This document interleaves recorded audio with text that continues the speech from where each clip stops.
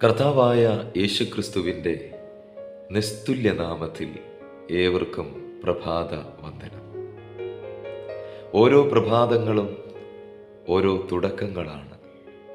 പുതിയ പ്രതീക്ഷകളോടെ പുതിയ ദിനത്തിലേക്കുള്ള പ്രവേശനം. 5-ാം സങ്കീർത്തനം 3-ാം വാക്യം, യഹോവേ, രാവിലെ എൻ്റെ പ്രാർത്ഥന കേൾക്കണമേ.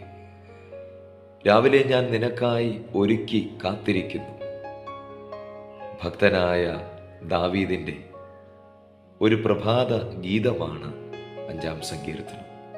തൻ്റെ ജീവിതത്തിലെ ഒരു പുതിയ പ്രഭാതം ആരംഭിക്കുന്നത് തന്നെ തൻ്റെ ദൈവമായ കർത്താവിനോട് കൂടെയാണ്.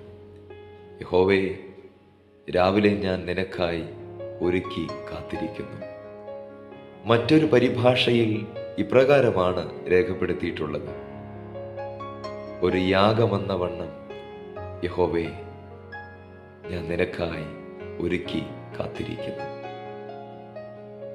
കർത്താവിൽ പ്രിയരെ, ഈ പുതിയ പ്രഭാതത്തിൽ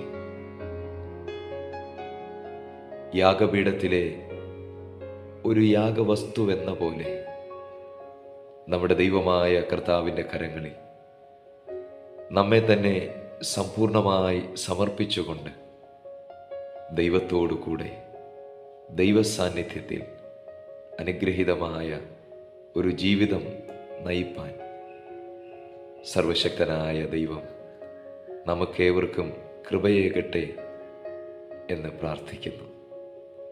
May God bless you all. Thank you.